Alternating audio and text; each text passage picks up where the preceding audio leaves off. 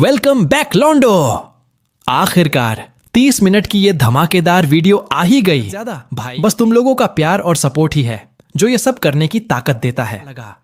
चलो अब ज्यादा टाइम ना लेते हुए शुरू करते हैं आज की 30 मिनट की जबरदस्त कहानी जो तुम्हें आखिर तक बांध कर रखेगी। अच्छा हुआ कि नारुतो ने पहले ही त्सुनादे को कह दिया था कि वो बाकी सभी शिनोबी विलेजेस को इस खतरे के बारे में आगाह कर दे, वरना बड़ा मिसअंडरस्टैंडिंग हो जाता। जब सब निंजा वहां से चले गए, मेई तेरुमी ने उलझन में पूछा, आखिर कोनोहा को पहले से कैसे पता चला कि उल्कापिंड हमला करने वाला है? उसने अपनी शारिंगन को 3 टोमोई मोड में बदला और फिर उसी शारिंगन की जेंजुत्सु से किरिगाकुरे को इस आने वाले हमले की जानकारी दे दी। थोड़ा सोचने के बाद मेई तेरुमी ने तय किया कि फिलहाल कोनोहा की प्लानिंग के अनुसार ही चलेगी। हर पल आने वाले संकट के लिए तैयार रहना होगा। दृश्य बदलता है कुमोगाकुरे की ओर। ओबितो ने कामुई से अशुरा को साथ लेकर यहाँ ट्रांसफर किया। वो हैरान था, यकीन नहीं होता कि मैं 1000 साल पहले के अशुरा के साथ काम कर रहा हूँ और अपने भाई की वंश रेखा के किसी व्यक्ति के साथ मिलकर लड़ रहा हूँ। अशुरा भी उतना ही भावुक हो गया। ओबितो ने आसमान की ओर देखा। चांद अब काफी नजदीक था। खतरा चारों तरफ मंडरा रहा था, लेकिन उसने मुस्कुराते हुए कहा, मानना पड़ेगा आज की रात का चांद सच में जबरदस्त लग रहा है। काश ऋण ये नजारा देख पाती। अभी वो ये सोच ही रहा था कि कई बड़े उल्कापिंड सीधा कुमोगाकुरे की ओर गिरने लगे। ओबितो ने तुरंत गंभीर होकर कहा, चलो वक्त बर्बाद करने का नहीं है, और तुरंत अपनी सुसानो को सक्रिय कर लिया। अशुरा सेनापति तैयार हो जाइए। ओबितो लगातार कामुई मागाटामा से गिरते हुए उल्कापिंड रोकता रहा, जबकि अशुरा अपनी अशुरा जूल से उनकी रफ्तार कम कर रहा था। तेज धमाकों और झटकों से पूरा क्लाउड विलेज हिल गया। किलर बी को फौरन एहसास हुआ, ये आवाज कुछ सिंपल नहीं है। वो बिजली की रफ्तार से उस दिशा में पहुंचा। जैसे ही उसने घुसपैठियों को देखा, उसने तलवार खींच ली, लेकिन बी के साथ खड़ा ग्यूकी बोला, रुक, पहले थोड़ा इंतजार कर। मुझे एक बेहद पहचान वाली चक्र एनर्जी महसूस हो रही है, बिल्कुल वैसी ही जैसी 6 पाथ सेज की थी। जब पता चला कि वो अशुरा है, दोनों के चेहरों पर पुरानी यादें ताजा हो गईं, क्योंकि उन्होंने पहले नारुतो की यादों में यह सब देखा था। थोड़ी सी व्याख्या के बाद ओबितो ने सब स्पष्ट कर दिया और किलर बी ने तुरंत गांव की सारी ताकत इकट्ठी कर दी ताकि किसी भी आने वाले उल्कापिंड हमले को रोक सके। उधर कोनोहा में एक साथ कई उल्कापिंड तेजी से गिरने लगे। नारुतो के सैकड़ों शैडो क्लोन छोटे उल्कापिंड रोकते रहे, लेकिन एक उल्कापिंड बाकियों से कहीं बड़ा था। उसी को टोनेरी ने खास तौर पर नारुतो के लिए भेजा था, इतना भारी कि कोई आम इंसान छू भी ले तो राख बन जाए। इस वक्त सासके पहले ही सुनागाकुरे में मदद के लिए निकल चुका था। नारुतो ने उल्कापिंड की ओर देखते हुए सोचा, जब वो नहीं है तो गांव की रक्षा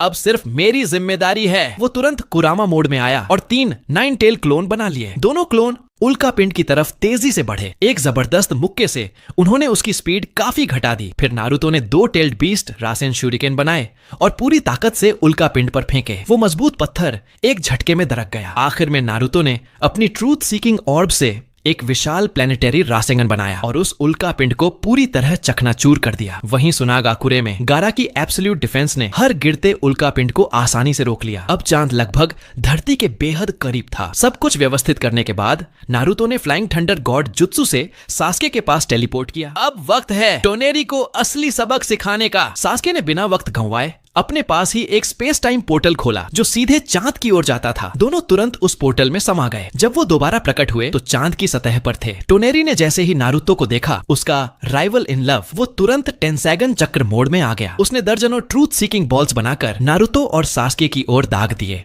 लेकिन दोनों इतनी तेजी से मूव कर रहे थे कि वो हमला उन्हें छू भी नहीं पाया। टोनेरी ने तुरंत सिल्वर व्हील रीइंकार्नेशन एक्सप्लोजन से हमला किया। एक विशाल ड्रैगन टॉर्नेडो सीधा सास्के की ओर बढ़ा। सास्के बिना हटे दोनों हाथों से साइन बनाता है, fire release, great fire annihilation. आग और हवा का टकराव आसमान को लाल कर देता है, जैसे पूरा चांद आग में जल रहा हो। टोनेरी को यकीन नहीं होता कि सास्के इतनी आसानी से उसका अटैक झेल गया। गुस्से में वो तुरंत golden wheel reincarnation explosion activate करता है। सास्के मुस्कुराता है, सुसानो एक्टिवेट करता है। नारुतो चिल्लाता है, सावधान रहना, पिछले जन्म में इसी वार से उसने पूरा चांद चीर दिया था। सास्के हल्के से मुस्कुराता है, किसी की ट्रिक समझे बिना मैं बेवकूफी से डायरेक्ट हिट नहीं खाऊंगा। जैसे ही वो सुनहरी तलवार उस तक पहुंचने वाली थी, सास्के ने अमेनो तेजिकारा से टोनेरी की जगह अपने साथ बदल ली और तुरंत पीछे मुड़कर एक सुसानो एरो सीधा उसकी ओर दागा। टोनेरी ने अपनी टेंसैगन ऑनर्ब्स को एक डिफेंसिव बैरियर में बदल लिया। वो अटैक रोक लिया गया, पर उसी वक्त उसने अपने टेंसेगन से आसपास के सैकड़ों उल्का पिंड नारुतो और सास्के की ओर खींचने शुरू कर दिए। नारुतो चिल्लाया, उसे रोकना होगा वरना चांद और धरती दोनों तबाह हो जाएंगे। सास्के ने सिर हिलाया। दोनों ने साथ में 6 पाथ्स मोड एक्टिवेट कर लिया। उन्होंने सारे गिरते उल्का पिंड रोक दिए। फिर नारुतो ने अपने हाथ में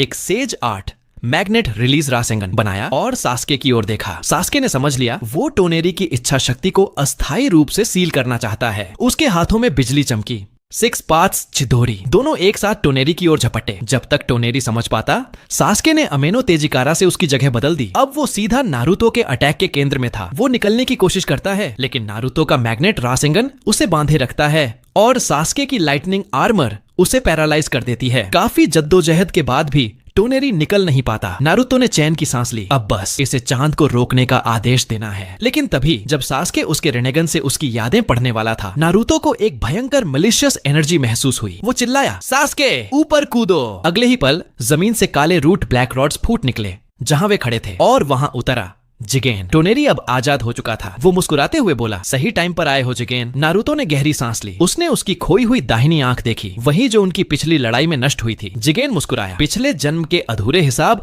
अब पूरे करने होंगे। नारुतो ने हल्की हंसी में कहा, तो फिर शुरू करें। दोनों ने साथ में झपट्टा मारा। नारुतो और सास्के सीधे जिगेन और टोनेरी की ओर। टोनेरी ने जल्दी से जिगेन को सास्के की आंख की क्षमता के बारे में बताया। जिगेन हैरान हुआ, तो इंदिरा के अलावा भी कोई रिनेगन यूजर बचा है? टोनेरी किसी तरह सास्के के फिजिकल अटैक्स को झेल रहा था, साथ ही दिमाग में कोई काउंटर प्लान सोचने की कोशिश कर रहा था। उधर नारुतो ने जैसे ही जिगेन पर हमला किया, वो अचानक उसकी आंखों के सामने से गायब हो गया। नारुतो मुस्कुराया। उसने हाथ में एक विशाल रासेंगन बनाया और उसी जगह पर दे मारा जहां जिगेन गायब हुआ था। जिगेन हैरान, उसे मेरे सिकुड़ने के बाद का लोकेशन कैसे पता चला? वो तुरंत अपने हाथ बढ़ाकर रासेंगन की ऊर्जा सोखने लगा। नारुतो ने रासेंगन को एक्टिव ही रखा और उसी वक्त एक ट्रूथ सीकिंग ऑर्ब्स को लंबा करके भाला बना लिया। एक हाथ से रासेंगन दबाव डालता रहा, दूसरे से उसने वो भाला जिगेन की ओर भोंक दिया। खतरा भांपकर जिगेन ने तुरंत अपने पीछे एक नया डायमेंशनल गेट खोल दिया और उसमें चला गया। कुछ ही दूरी पर वो दोबारा प्रकट हुआ। चेहरे पर गुस्से की लकीरें थीं। तुम जैसे घटिया निचले प्राणी। वो गुर्राया, हिम्मत कैसे हुई मुझे यूं बेवकूफ बनाने की? गुस्से में उसने कर्मावी 1 स्टेट एक्टिवेट कर दिया और सीधा नारुतो की ओर इनविजिबल ब्लैक रॉड्स दाग दिए। लेकिन नारुतो न तो हिला न झिझका। उसने नंगे हाथों से ही उन ब्लैक रॉड्स को पकड़ लिया। जिगेन की आंखें फैल गईं। ये कैसे मुमकिन है? ये वार तो उस जमाने में कागुया जैसे दिग्गज भी नहीं झेल पाए थे, पर इस बार हालात उलट थे। अब नारुतो उसकी क्षमताओं को पूरी तरह समझ चुका था, जबकि जिगेन को सामने खड़े इस शिनोबी के असली स्तर का अंदाजा तक नहीं था। अपना सबसे खास अटैक बेअसर होते देख जिगेन को एहसास हुआ कि ये लड़का कोई मामूली लीफ ब्रेड नहीं। नारुतो ने हंसते हुए अपने कपड़ों की धूल झाड़ी। बस इतना ही? अब तो मजेदार हिस्सा शुरू हुआ है। उसने 2 ट्रूथ सीकिंग ऑर्ब्स हवा में उछाले और पल भर में हवा को चीरता हुआ जिगेन की ओर झपट पड़ा। उसकी स्पीड इतनी जबरदस्त थी कि जिगेन की रीढ़ में ठंड उतर गई। वो हड़बड़ाकर तुरंत सुकुनाही कोना टेक्निक से उन ट्रूथ सीकिंग ऑर्ब्स को छोटे पैमाने में कर अपने कंट्रोल में ले आया। लेकिन इससे पहले कि वो पलटवार कर पाता, नारुतो पहले ही उसके पीछे पहुंच चुका था। एक जोरदार किक सीधे उसकी पीठ पर पड़ी। जिगेन, जिसकी डिफेंस लगभग अभेद्य थी, पहली बार दर्द से कराह उठा। वो अभी संभल ही रहा था कि नारुतो के लगातार वार बारिश की तरह टूट पड़े, हर पंच में बिजली की रफ्तार और दैत्य सी ताकत। जिगेन ने फौरन खुद को सिकुड़ाकर बचने की कोशिश की और फिर एक और स्पेस टाइम गेट खोलकर दूर जा गिरा। उसकी नजरें आग उगल रही थीं। अब तू इसकी कीमत चुकाएगा नारुतो। इतना कहकर उसने कर्मा वी 2 स्टेट एक्टिवेट कर दिया। उसका चक्रा चारों ओर काली लपटों की तरह फैल गया। हर कदम के साथ चांद की जमीन कांप उठी। इसी बीच सास्के ने चिबाकू टेंसेई से टोनेरी को अस्थायी रूप से सील कर दिया था। जब जिगेन ने उस सीलिंग स्पेयर का विशाल आकार देखा, उसका चेहरा गंभीर हो गया। लगता है इस लड़के की ताकत भी किसी मायने में नारुतो से कम नहीं। उसे याद आया, पिछले जन्म में इसी रूप में उसने नारुतो और सास्के दोनों को आसानी से कुचल दिया था, लेकिन अब उनके पास 6 पाथ्स की शक्ति थी और इस बार वो जरा भी लापरवाही नहीं बरतने वाले थे। बिना कुछ बोले जिगेन पलक झपकते ही नारुतो के सामने प्रकट हुआ और एक जोरदार किक उसके सीने पर दे मारी। नारुतो ने तुरंत ब्लॉक किया, फिर भी वो जमीन पर घिसटता हुआ कई मीटर दूर जा रुका। उसने सुन्न पड़े हाथ झटके और हल्का सा मुस्कुराया। इस स्टेट में तू अब भी उतना ही खतरनाक है। जैसे ही जिगेन ने दोबारा हमला किया, नारुतो अचानक वहीं से गायब हो गया और अगले ही पल वो उसके ठीक पीछे प्रकट हुआ। जिगेन ने दांत भींचे। अब असली टकराव शुरू होने वाला था। जब वो दोबारा नजर आया, तब तक वो पहले ही जिगेन के पीछे पहुंच चुका था। जिगेन ने दांत भींचे। कितनी तेज स्पीड है ये! उसने तुरंत अपना शरीर छोटा किया और नारुतो के पंच से बच गया। लेकिन तभी 6 पाथ की सुसानो तलवार उसकी जगह पर जा गिरी। अब जब वो सिकुड़ा हुआ था तो सास्के जिसके पास दोनों रिनेगन थे, उसके लिए किसी भी दिशा में छिपना नामुमकिन था। जिगेन गुस्से में चिल्लाया, इंसान इतना ताकतवर कैसे हो सकता है? उसने अपनी आंखें पूरी खोली और पहले से सोखी हुई ट्रुथ सीकिंग ऑर्ब्स फेंक दिए ताकि सुसानो की तलवार को रोक सके। पर सास्के और नारुतो दोनों एक साथ उस पर टूट पड़े। उनकी ताइजुत्सु में ताकत उससे कहीं ज्यादा थी। हालांकि दोनों को पूरी बढ़त मिल चुकी थी, लेकिन इतनी ज्यादा जीवन शक्ति रखने वाले ओत्सुत्सुकी को इतनी जल्दी हराना आसान नहीं था। इस वक्त सबसे जरूरी था उस चांद को रोकना जो लगातार धरती की ओर गिरता चला आ रहा था। नारुतो और सास्के ने तय किया कि पहले उसे पीछे हटाना होगा। एक ने अपनाई कुरामा की अवस्था तो दूसरा चला गया परफेक्ट सुसानो में। फिर नारुतो ने हाथ जोड़कर नेचर एनर्जी सोखना शुरू किया। कुरामा ने उसका रूप लेकर 3 सिर और 6 भुजाओं वाला विशाल रूप धारण कर लिया। उधर सास्के ने भी इंद्रा का तरीका अपनाकर नेचर एनर्जी को अपने सुसानो के साथ मिला दिया। प्रकृति की इस शक्ति से उसका सुसानो एक नए स्तर तक पहुंच गया, अल्टीमेट सुसानो। जिगेन ने सामने खड़े इन 2 दानवों को देखा। उसका दिल डर और जोश दोनों से भर गया। उसने अपनी शक्ति को दाएं पैर में केंद्रित किया और सीधे सास्के के सुसानो के सिर पर वार किया। लेकिन सास्के ने अविश्वसनीय स्पीड से वो हमला चकमा दे दिया। जिगेन हैरान रह गया, ये सुसानो तो हमारी जाति की विरासत है, फिर भी इन इंसानों का इतना तेज कैसे हो गया? सास्के ने ठंडी सांस छोड़ी। उसे अब भी याद था वो पल जब पिछली जिंदगी में इसी ने उसके सुसानो को एक ही किक में तोड़ दिया था। आज की इस स्पीड के लिए उसने ना जाने कितनी मेहनत झेली थी। उसने उसी झटके के मोमेंट को पकड़ा और एक जोरदार पंच से जिगेन को दूर उड़ा दिया। फिर तुरंत हाथ में इंद्रा का अस्त्र तैयार कर लिया। दूसरी तरफ नारुतो भी तैयार था। उसने 6 पाथ की अशुरा गोला को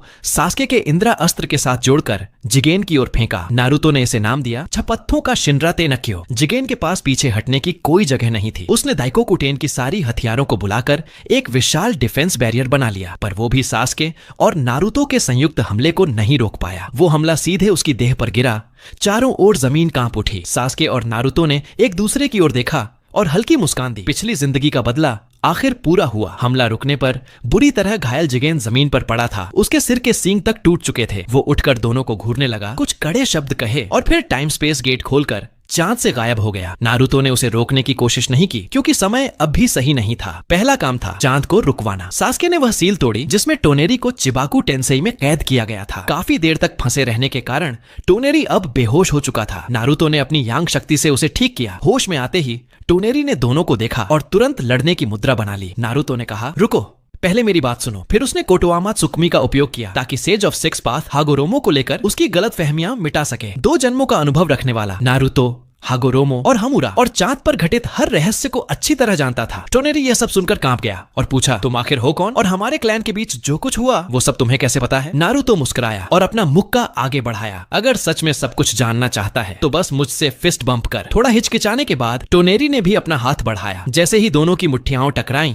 बेहद भारी जानकारी उसकी चेतना में बहने लगी, इतनी कि वह 2 कदम पीछे हट गया। वो हैरान होकर नारुतो और सास्के को देखने लगा, फिर हल्की हंसी के साथ बोला, समझ गया, अगर इसे भी गिनूं तो अब मैं तुमसे 2 बार हार चुका हूँ। इस तरह मामला आखिरकार शांत हो गया। टोनेरी ने नारुतो से माफी मांगी। मैंने निंजा वर्ल्ड को बेवजह मुसीबत में डाल दिया। नारुतो मुस्कुराया, चिंता मत कर, मैंने पहले से सब गांवों में तैयारी कर रखी थी। किसी बड़ी तबाही से हम बच गए। ये सुनकर टोनेरी ने राहत की सांस ली। फिर उसने नारुतो के निर्देश पर टेंसेगन की शक्ति का उपयोग करके चांद को वापस उसकी मूल कक्षा में भेज दिया। काम पूरा होने के बाद नारुतो ने उसे निमंत्रण दिया, अगर चाहे तो अब तू धरती पर हमारे साथ रह सकता है। लेकिन टोनेरी ने कहा कि वो फिलहाल यहीं चांद पर रहेगा ताकि आने वाले ओत्सुत्सुकी खतरों पर नजर रख सके। नारुतो ने उसका धन्यवाद किया और उसे एक फ्लाइंग थंडर गॉड कुनाई दी। कभी भी मुझसे संपर्क करना हो तो इसका इस्तेमाल करना। दोनों ने विदा ली और नारुतो व सास्के लौट आए निंजा वर्ल्ड में। इस बीच जिगेन किसी तरह बच निकला था। वो बुरी तरह घायल था पर अभी भी जिंदा। अब उसे खत्म करने का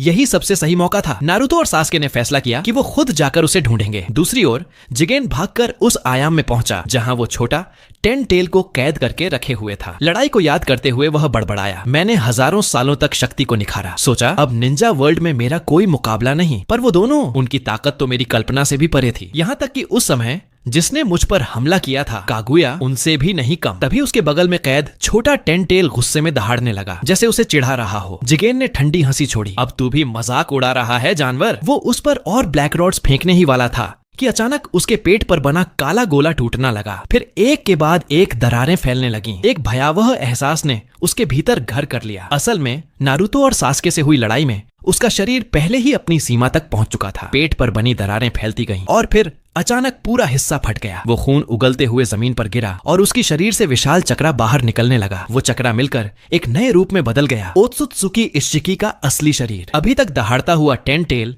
इस दैत्य जैसी ऊर्जा को महसूस करके कांप गया और तुरंत चुप हो गया। इशिकी ने अपनी आंखें खोली और खुद पर ब्याकुगन से नजर डाली। उसे एहसास हुआ कि उसके पास सिर्फ कुछ महीनों की ही जिंदगी बची है। अब एक नया वेसल ढूंढना बेहद जरूरी था। वो तुरंत अपने बेस पर लौटा और अमाडो से पूछा, कंटेनर मिला? अमाडो ने सिर हिलाया, नहीं, अभी तक नहीं मिला। वो बच्चा कावाकी तो अभी पैदा भी नहीं हुआ। लेकिन यह सुनकर कि निंजा वर्ल्ड में ऐसे लोग हैं जो इशिकी को हराने की ताकत रखते हैं, अमाडो के दिमाग में एक चाल चलने का विचार आया। उसने कहा, मैंने कई सालों तक निंजा वर्ल्ड का अध्ययन किया है। एक ऐसी क्लैन है जिन्हें हमेशा टेल्ड बीस्ट्स के कंटेनर के तौर पर चुना गया। अगर हम उस क्लैन के लोगों को ढूंढ लें तो तुम्हारे लिए सही वेसल मिल सकता है। वो क्लैन था उजुमाकी वंश। इशिकी ठहाका मारकर हंसा, तो वही सुनहरे बालों वाला लड़का नारुतो उसी क्लैन का है। अब तो खेल और भी दिलचस्प हो गया। कुछ दिनों की खोज के बाद उन्होंने आखिरकार एक सूटेबल उम्मीदवार ढूंढ लिया, अमेगा कुरे का नेता नागाटो। उसी समय अलग अलग गांवों में मौजूद हाशिरामा और बाकी सब ने देखा कि चांद अब धीरे धीरे धरती से दूर जा चुका है। उन्हें समझ आ गया नारुतो जरूर सफल हो गया है। जब सब लोग वापस ओरोचिमारू के बेस पर लौटे तो नारुतो ने सबको बताया कि चांद पर आखिर हुआ क्या था। सीधे शब्दों में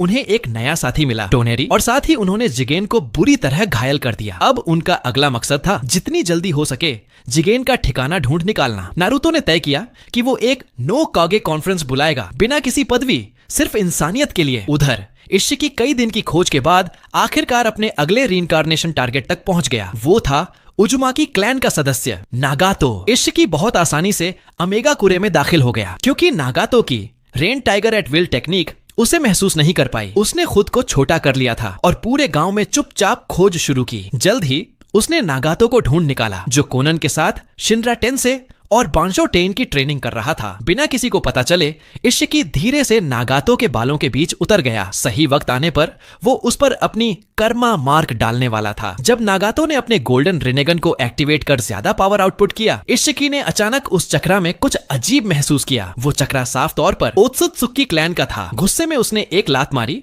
और नागातो को दूर फेंक दिया। फिर सामने आकर पूछा, ये आंखें तुझे कहां से मिली? अचानक हुए हमले से नागातो और कोनन दोनों चौंक गए। आवाज सुनकर काकुजू, डेडारा और सासोरी भी वहां पहुंच गए। नागातो ने ध्यान से इशिकी को देखा और तुरंत पहचान गया कि ये वही है, ओत्सुत्सुकी इशिकी, जिसके बारे में नारुतो ने बताया था। उसने कोनन और बाकियों को चेतावनी दी, कोई जल्दबाजी मत करना। फिर उसने ठंडे लहजे में इशिकी के सवाल को टाल दिया। इशिकी मुस्कुराया, जो बाहरी लोग ओत्सुत्सुकी की ताकत का इस्तेमाल करते हैं उन्हें तो उसी वक्त मार देना चाहिए, पर आज मैं तुझ पर रहम करूंगा और तुझे अपना वेसल बनाकर जिंदा रहने दूंगा। इतना कहकर वो पलक झपकते ही नागातो के सामने आ गया। नागातो ने तुरंत शिनरा टेन से एक्टिवेट किया। जबरदस्त रिपल्शन एनर्जी पूरे इलाके में फैल गई, पर इशिकी तनिक भी नहीं हिला। वो जैसे किसी मंद हवा में खड़ा हो। और अगले पल उसने नागातो का गला पकड़ लिया। काकुजू ने तुरंत अपनी अर्थ ग्रज फियर की टेंटेकल्स फेंकी, पर इशिकी ने बस एक झटका दिया। दर्जनों काले रॉड्स ने उसके सीने को भेद डाला। सासोरी और डेडारा भी कूद पड़े, लेकिन उनकी अटैक्स उससे पहुंचने से पहले ही इशिकी ने उन्हें अपनी डोजुत्सु से छोटा कर दिया। नागातो ने तभी पहली बार महसूस किया कि जिस क्लैन से नारुतो डरता था वो सच में कितना भयानक है। उसे अफसोस हुआ कि नारुतो को ऐसे दुश्मन से लड़ना पड़ा। जब कोनन ने अटैक करने की कोशिश की, नागातो ने हांफते हुए कहा, कोनन, पेपर बनकर उड़ जाओ, नारुतो को बताओ, सिर्फ वही इसे हरा सकता है। इशिकी ने जैसे ही नारुतो का नाम सुना उसकी पकड़ और मजबूत हो गई। वो पागलों की तरह हंसते हुए बोला, तो तू भी उजुमाकी नारुतो को जानता है? अफसोस, अब बहुत देर हो चुकी है। अब वो भी तेरी किस्मत नहीं बदल सकता। काले निशान नागातो के शरीर पर फैलने लगे और कुछ ही पलों में इशिकी ने अपने कर्मा सील को पूरा कर दिया। अब चाहे नारुतो इस शरीर को हरा भी दे, इशिकी उसके जरिए फिर से जन्म ले सकेगा। जमीन पर गिरा नागातो हांफते हुए अपनी हथेली पर देखता है, जहां एक काला हीरे जैसा चिन्ह उभर आया है। उजुमाकी क्लैन की ताकत की वजह से उसका शरीर जल्दी ही इशिकी के चक्रा के साथ एडजस्ट हो गया। इशिकी जोर से हंस पड़ा। अमाडो की बात सही थी, उजुमाकी क्लैन वाकई हमारे लिए सबसे परफेक्ट वेसल है। इसी बीच कोनोहा में नारुतो और त्सुनादे नो कागे कॉन्फ्रेंस को लेकर चर्चा कर रहे थे। अचानक नारुतो को महसूस हुआ किसी ने फ्लाइंग थंडर गॉड के मार्क में चक्रा भरा है और वो सिग्नल आ रहा था अमेगा कुरे से। एक अजीब सी बेचैनी उसके भीतर उठी। त्सुनादे ने तुरंत कहा, जाओ, वहां कुछ गड़बड़ है, मीटिंग मैं संभाल लूंगी। नारुतो ने सिर हिलाया और बिना देर किए फ्लाइंग थंडर गॉड एक्टिवेट किया। पलक झपकते ही वो अमेगा कुरे पहुंच गया और सामने दिखी कोनन की घबराई हुई शक्ल। जब दोनों वहां पहुंचे, इशिकी गायब हो चुका था। नागातो, डेडारा और बाकी सब जमीन पर बुरी तरह घायल पड़े थे। नारुतो ने बिना हिचक अपने यांग पावर से एक एक को हील करना शुरू किया। सीलिंग स्पेस में बैठे कुरामा ने चिंता जताई, इतना बेखौफ होकर मत इस्तेमाल करो नारुतो, जो यांग पावर सेज ऑफ 6 पार्ट्स ने दी थी वो जल्दी खत्म हो जाएगी। लेकिन नारुतो के लिए उस पल सिर्फ एक बात मायने रखती थी, लोगों की जान। थोड़ी देर बाद सब होश में आए। नागातो ने शर्मिंदा होते हुए बताया कि कैसे इशिकी से लड़ाई हुई। जब नारुतो ने उसकी हथेली पर वो काला हीरे जैसा निशान देखा, वो गुस्से से जमीन पर मुक्का मार बैठा। काश मैं थोड़ा पहले पहुंच जाता, उसने खुद को कोसा। उसे यकीन नहीं हो रहा था कि इशिकी ने जिगेन का शरीर छोड़कर पहले ही नया वेसल चुन लिया था। उसने अमेगा कुरे की जिम्मेदारी कोनन को सौंपी और सब कुछ समझने के बाद ओरोचिमारू के पास पहुंचा। ओरोचिमारू ने मुस्कुराते हुए कहा, चिंता मत करो नारुतो, जिस कर्मा सील की बात हो रही है वो मेरे लिए भी अब तक रहस्य था, लेकिन अब जब मैं 2 जन्मों का अनुभव रखता हूँ, मेरी ओत्सुत्सुकी क्लैन पर की गई रिसर्च काफी आगे निकल चुकी है, यहाँ तक कि अमाडो से भी। उसने कहा, जब तक नागातो का कर्मा सील पूरी तरह स्टेबिलाईज नहीं हो जाता, तुम्हें हर हाल में इशिकी को खत्म करना होगा। अगर वो हार गया, मैं नागातो से वो निशान मिटा सकता हूँ। नारुतो ने राहत की सांस ली। वाकई यही है मेरा स्नेक अंकल। नागातो को सुरक्षित छोड़कर वो और सासके वापस कोनोहा लौटे। उन्हें पता था अब इशिकी को ढूंढना वक्त की सबसे बड़ी जरूरत है। दोनों ने तय किया कि नोकागे मीटिंग में वो त्सुनादे के बॉडीगार्ड के तौर पर शामिल होंगे। कुछ ही समय बाद त्सुनादे दोनों की सुरक्षा में आयरन कंट्री पहुंच गई। सासके ने चारों ओर नजर घुमाई। यह वही जगह थी जहां उसने सालों पहले नोकागे कॉन्फ्रेंस में हलचल मचा दी थी। अब वही जगह उसकी यादों की गवाह थी, पर इस बार वो कोनोहा की ओर से आया था। नारुतो भी उस जगह को भली भांति पहचानता था। आखिर अपने पिछले जीवन में वो खुद नोकागे अलायंस का प्रमुख रह चुका था। उसने यहाँ न जाने कितनी बार शांति की बैठकों की अगुवाई की थी। थोड़ी देर बाद गारा वहां पहुंचा। जैसे ही उसने नारुतो को देखा, सारी औपचारिकता भूलकर आगे बढ़ा और गर्मजोशी से गले लगा लिया। नारुतो ने भी उसी स्नेह से जवाब दिया। फिर पहुंचे ओनोकी, इवागाकुरे के प्रतिनिधि और किलर बी, कुमोगाकुरे के नए रायकागे मिजुकागे भी शामिल हुई और अब 5 महान गांवों के प्रतिनिधि मौजूद थे। ओनोकी ने किलर बी की ओर देखते हुए पूछा, तो तुम अब 5वें रायकागे हो? वो नटखट ए कहाँ है? असल में ए अब रिटायर हो चुका था। पहले उसने हिनाता को अगवा करने की कोशिश की थी, जिससे कोनोहा और कुमोगाकुरे के बीच भयानक युद्ध छिड़ गया था। उस घटना के बाद ए ने शर्मिंदा होकर पद छोड़ दिया और रायकागे की जिम्मेदारी किलर बी को सौंप दी। कुमोगाकुरे ने इस पूरी घटना को गुप्त रखा, बाकी गांवों को सच्चाई नहीं बताई। आधिकारिक रूप से उन्होंने कहा, ए ध्यान साधना में है, मैं बस अस्थायी तौर पर रायकागे का कार्यभार संभाल रहा हूँ। सभी 5 नेता अपने स्थानों पर बैठ गए। मंच पर खड़े मिफुने ने घोषणा की, नोकागे मीटिंग अब औपचारिक रूप से शुरू होती है। त्सुनादे ने बिना भूमिका के कहा, इस बैठक का उद्देश्य स्पष्ट है। निंजा दुनिया को एक नए, अब तक के सबसे खतरनाक दुश्मन से खतरा है। उसने आगे बताया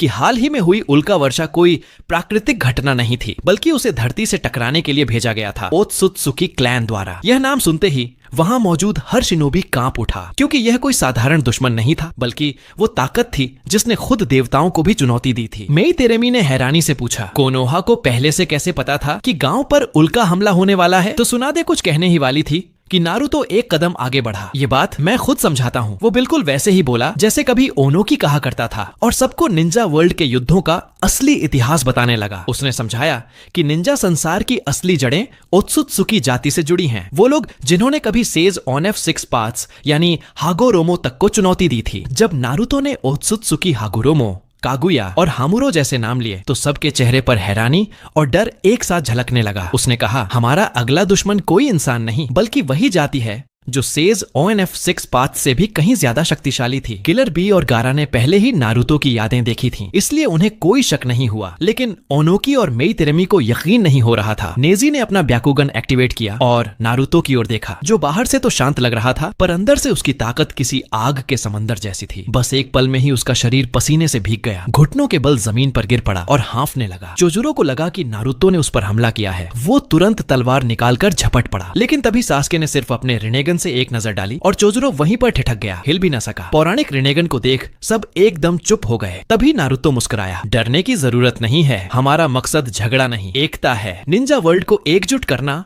कोनोहा की मांग है, कोई विनती नहीं। अब का नारुतो वो मासूम बच्चा नहीं रहा जो सिर्फ बातों से सब सुलझा ले। उसने बहुत कुछ देखा है और अब अगर कोई चीज शब्दों से नहीं समझी जाती तो वो अपनी ताकत से समझाने से नहीं डरता। तभी गारा बोला, हमेशा की तरह सुनागाकुरे कोनोहा के साथ खड़ा रहेगा, चाहे दुश्मन कोई और गांव हो या फिर ओत्सुत्सुकी। किलर बी ने भी सिर हिलाकर कहा, कुमोगाकुरे भी साथ है भाई। ओनोकी और मेई तेरेमी दोनों कुछ पल चुप रहे। उन्हें याद आया कि हाल ही में मादारा और हाशिरामा जैसी शक्तियां फिर से दिखी थीं और एक रहस्यमय संगठन ने किरिगाकुरे की मदद की थी। इन सब घटनाओं ने साबित कर दिया कि नारुतो जो कह रहा है वो सच है। अंत में मेई तेरेमी ने सिर उठाकर कहा, किरिगाकुरे भी अब से कोनोहा की सहयोगी रहेगा। ओनो की हल्की हंसी के साथ बोला, अगर कुमोगाकुरे जैसा गांव इतनी आसानी से मान गया तो इस बच्चे नारुतो में वाकई कुछ खास है। चलो मैं भी एक बार फिर जवान बन जाता हूँ। नारुतो ने सबका धन्यवाद किया और गंभीर होकर कहा, सही समय आने पर मैं सब कुछ साफ साफ बता दूंगा। उसी वक्त सभा का संयोजक मिफुने आगे आया। उसने कहा, मेरी जिंदगी में मैंने कभी नहीं सोचा था कि 5 महान निंजा गांव एक साथ खड़े होंगे। अब समय है हम सब मिलकर अपने बाहरी दुश्मनों का सामना करें। फिर उसने पूछा, अब जब गठबंधन बन चुका है तो एक कमांडर चुनना होगा। सबकी नजर एक साथ सुनादे पर जा टिकी। ताकत, अनुभव और सम्मान तीनों के मामले में वो सबसे योग्य थी। सबकी सहमति देखकर सुनादे खड़ी हुई और बोली, आज से शिनोबी अलायंस आधिकारिक रूप से स्थापित है। अब इस दुनिया में गांवों के बीच कोई दीवार नहीं। हमारा एक ही दुश्मन है, वो जो इस निंजा संसार को नुकसान पहुंचाना चाहता है। उसकी गूंजती आवाज पर पूरा हाल तालियों से भर गया। पहला आदेश जारी हुआ, हर गांव अपनी रक्षा प्रणाली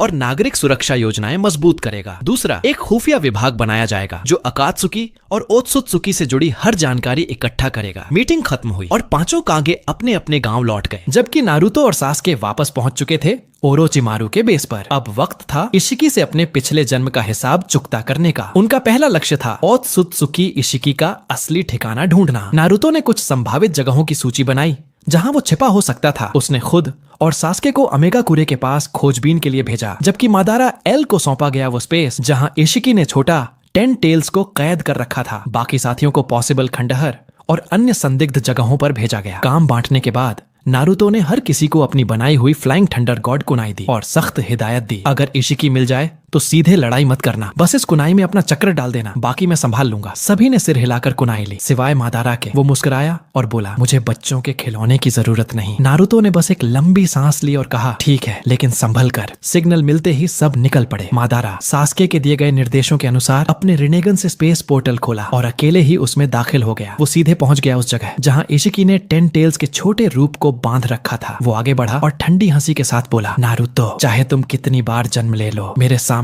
तुम अब भी बच्चे ही रहोगे। मादारा जानता था कि इशिकी को बाहर निकालने का सबसे आसान तरीका है उसकी सबसे कीमती चीज पर हमला करना। अगर वो सच में उसे बचाना चाहता है तो खुद सामने आएगा। वो धीरे धीरे 10 टेल्स के पास पहुंचा और उसके शरीर में घड़ी काली रॉड्स एक एक करके निकालने लगा। 10 टेल्स पहले तो गरजा, लेकिन जैसे ही उसे एहसास हुआ कि ये इंसान उसे आजाद कर रहा है, वो शांत हो गया। उधर जब पहली छड़ निकली, इशिकी ने तुरंत अजीब ऊर्जा महसूस की। वो बिना एक पल गंवाए अपने स्पेस पोर्टल से गुजरा और उसी जगह प्रकट हो गया। ऊपर से नीचे देखते हुए उसने ठंडी आवाज में कहा, नीच प्राणी, तू जानता भी है कि कहाँ खड़ा है? मादारा ने ऊपर देखा और मुस्कुराते हुए कहा, तो तू ही है वो जिसे नारुतो डरता है। लगता तो बस एक खोखली कहानी जैसा है। इशिकी की आंखों से अदृश्य काले रॉड्स निकले सीधे मादारा की ओर, पर किसी अज्ञात शक्ति ने उन्हें रोक लिया। मादारा तेजी से उसकी ओर लपका, लेकिन इशिकी ने अपने सुकुनाही कोना जुत्सु से खुद को छोटा कर गायब कर दिया। अगले ही पल वो मादारा के पीछे प्रकट हुआ और उसे जोरदार किक मारी, जो फिर से उसकी लिम्बो क्लोन्स ने रोक ली। मादारा मुस्कुराया, मैं नारुतो नहीं हूँ, मुझसे खेलना महंगा पड़ेगा। वो चिल्लाया, सेज आर्ट,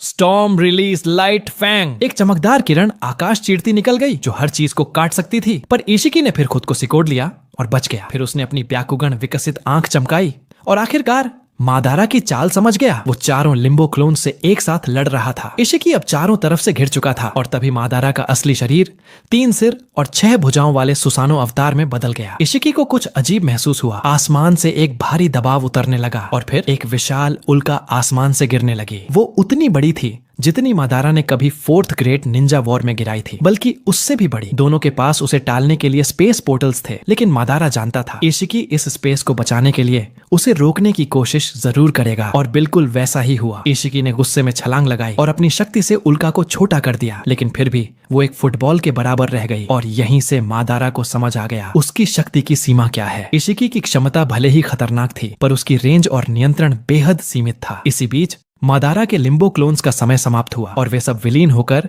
उसके असली शरीर में लौट आए। इशिकी मुस्कुराया, तो ये तेरे क्लोन्स टाइम लिमिटेड थे, दिलचस्प। तो लॉन्डो, यही था आज का पूरा एपिसोड। अगर वीडियो पसंद आया हो तो लाइक, कमेंट और शेयर करना मत भूलना। और हाँ, अगले एपिसोड में जो होने वाला है वो देखकर तो सबके होश उड़ जाएंगे, तो नोटिफिकेशन ऑन रखना ताकि जब अगला वीडियो आए तो सबसे पहले तुम देख सको। मिलते हैं अगले धमाकेदार एपिसोड में।